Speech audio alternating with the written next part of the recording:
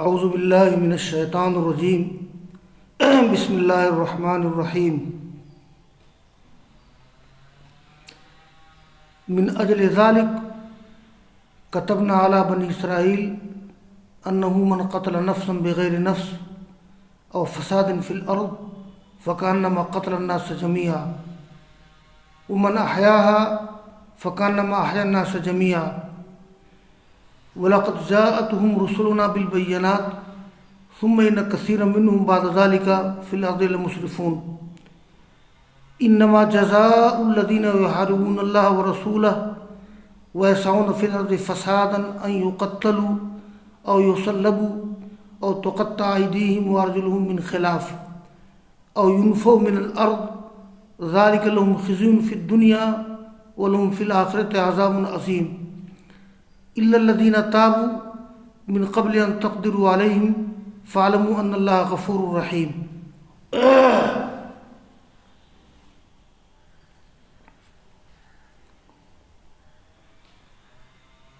یہ سورہ مائدہ کے رکوع نمبر 5 کی بقیہ آخری آیات ہیں۔ اس سے پہلے اللہ تعالیٰ نے ذکر کیا ہے آدم علیہ السلام کے دونوں لڑکوں کا واقعہ۔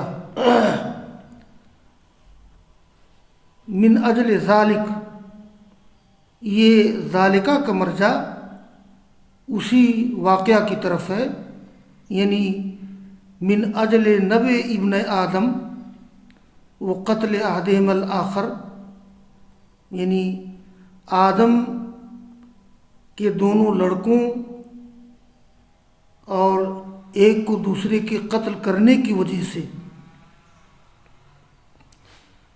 اس لیے کہ بنو اسرائیل بھی اولاد آدم ہیں جو قتل انبیاء اور دوسرے مظالم میں قابیل سے آگے نکل گئے، تو اللہ تعالیٰ نے اسی کا حوالہ دیا ہے من اجل ذالک۔ یہ کتبنا علی بنی اسرائیل، کتبہ علی واجب کرنا، فرض کرنا، لکھنا۔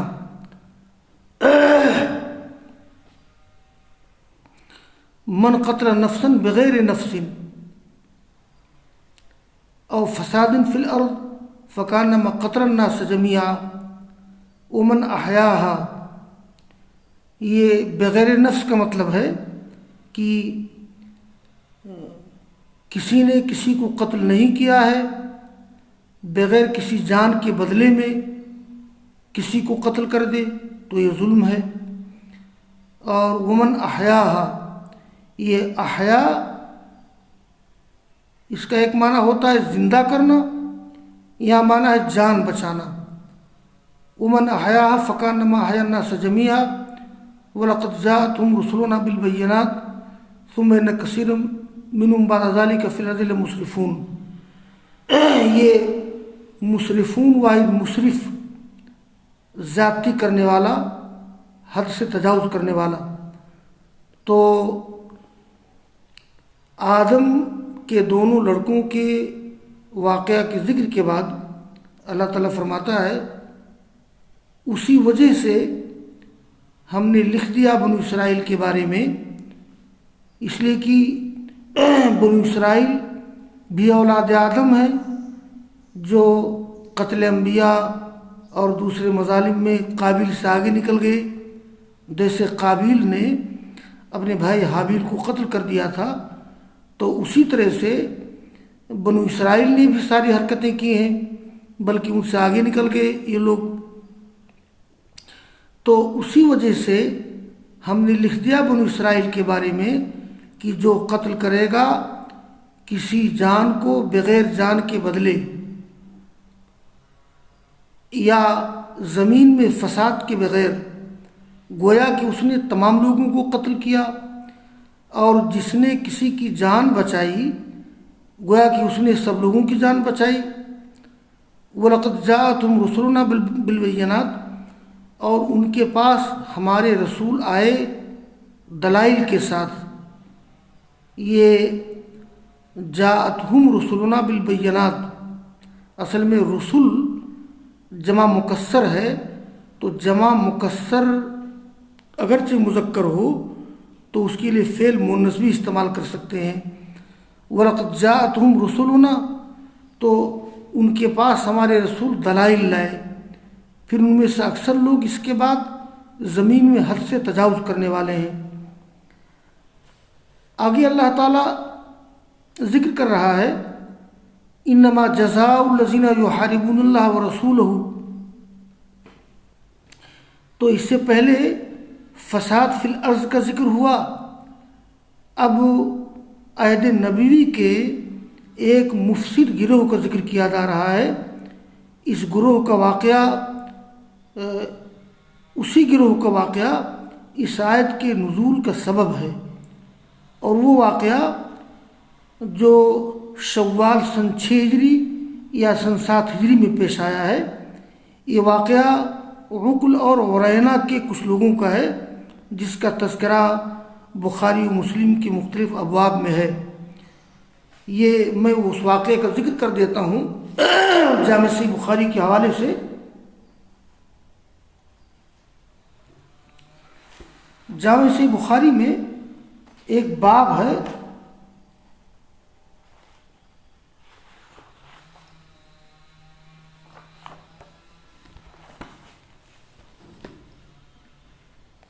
باب قصت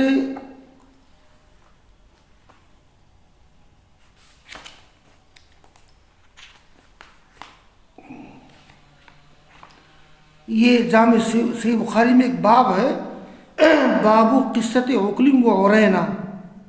میں طلباء کو ذکر کر دوں، یہ عرینا اور عقل قبیلے کے کچھ لوگ شوال سن 6 ہجری یا سن 7 ہجری میں مدینہ میں آئے، اور انہوں نے اپنے آپ کو مسلمان ظاہر کیا، تو اللہ کے رسول نے ان کو بھیج دیا کہ جاؤ تم لوگ اونٹوں کے پاس رہو اور اس کا دودھ، اس کا پیشاب پیو۔ ان لوگوں نے یہ کہا تھا کہ ہم لوگ اصل میں جانور والے ہیں، کھیتی باڑی والے نہیں ہیں۔ تو وہ لوگ مدینہ میں رہنے لگے، لیکن مدینہ کی آب و ہوا ان کو راس نہیں آئی تھی، تو آپ نے کہا کہ جاؤ اور وہیں جہاں اونٹ ہے اس کا دودھ وغیرہ پیو۔ تو وہ لوگ مدینہ کے سنگستان میں تھے، اور اس کے بعد کفر کیا ان لوگوں نے، اور رسول اللہ صلی اللہ علیہ وسلم کا جو چرواہا تھا اس کے ہاتھ کو کاٹ دیا، اس کی زبان اور آنکھ میں کانٹا چبھو دیا، یہاں تک کہ وہ مر گیا۔ پھر اونٹوں کو لے کر کے بھاگ گئے، تو رسول اللہ صلی اللہ علیہ وسلم نے ان کے تعاقب میں 20 صحابہ کرام کو بھیجا، کرز بن جابر فہری کی قیادت میں، اور ان لوگوں کو پکڑا۔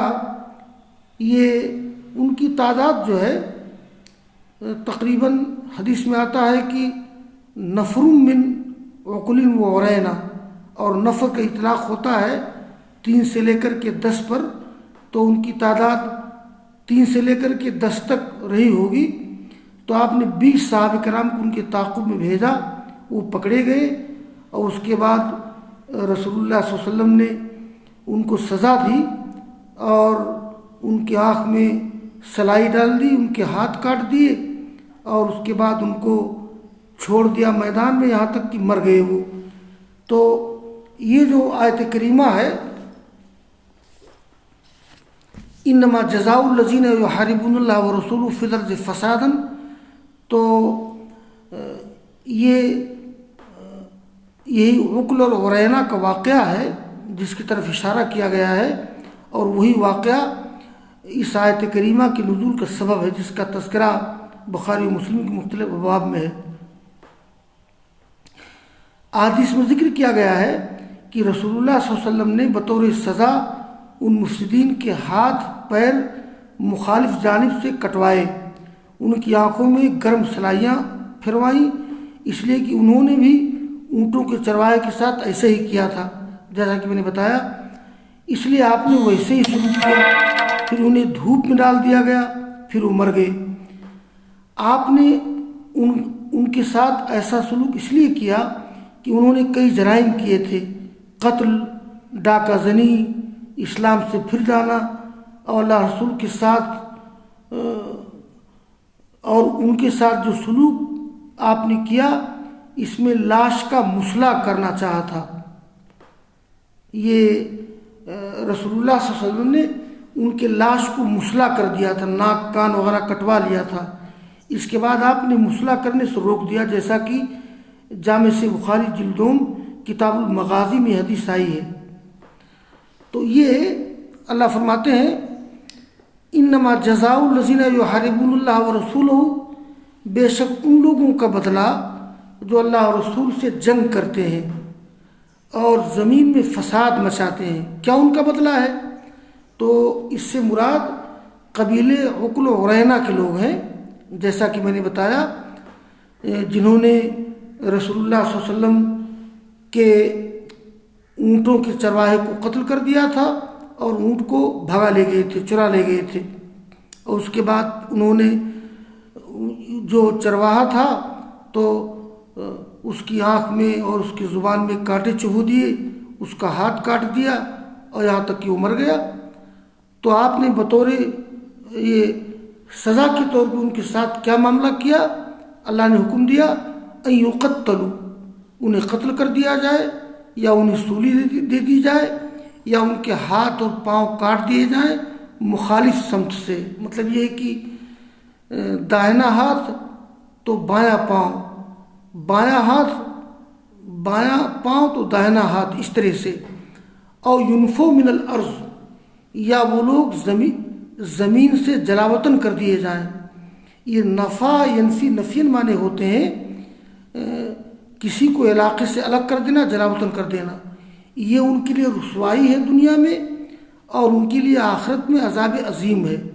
یہ خزی ان کے معنی رسوائی، یہ خزیا یخزا خزین و خزن باب سمجھ سے آتا ہے ذلیل ہونا۔ آگے ایک بات ذکر کی جا رہی ہے الا الذین تابوا، یعنی ایسے مفسدین اگر گرفتار ہو جائیں، اب ان کی دو شکل ہے، یا تو توبہ کر لیں یا توبہ نہ کریں۔ تو اگر توبہ کر لیں تو ان کے ساتھ کیا معاملہ کیا جائے گا؟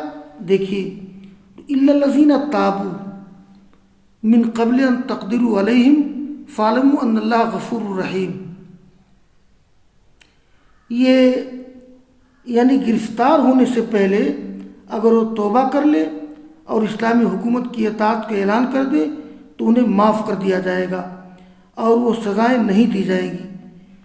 یہاں ایک اختلاف یہ ہے کہ انہوں نے جو قتل کیا ہے یا ڈاکہ وغیرہ ڈالا ہے تو وہ بھی معاف ہو جائیں گے؟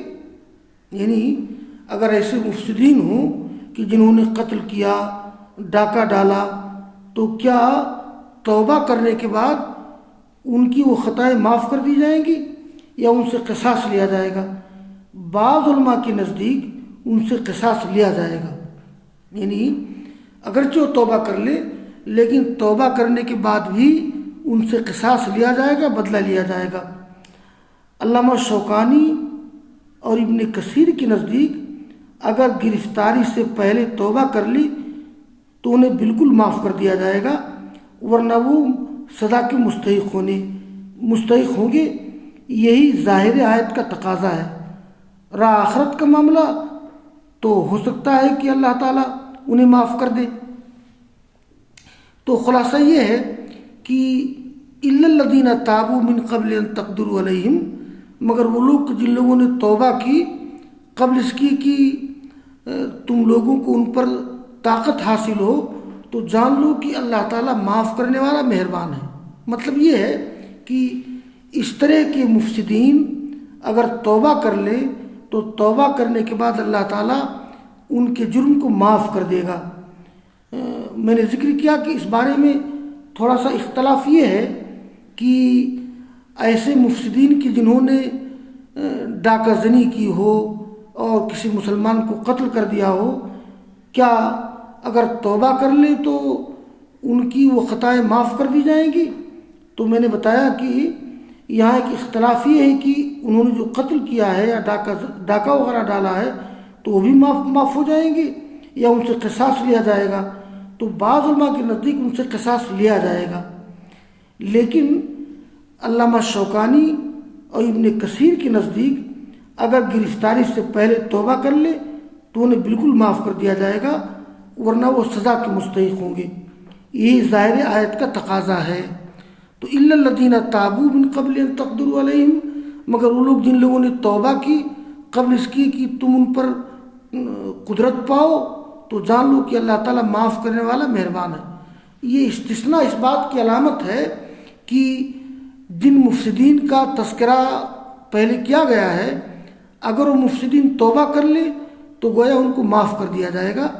یہی رائے علامہ شوکانی ابن کثیر وغیرہ کی. البتہ بعض علماء کی رائے یہ ہے کہ قصاص تو ان سے لیا ہی جائے گا، انہوں نے ڈاکہ ڈالا ہے، قتل کیا ہے، ان سے قصاص لیا جائے گا. بہرحال یہ رکوع ختم ہو گیا. وآخر دعوانا ان الحمد للہ رب العالمین.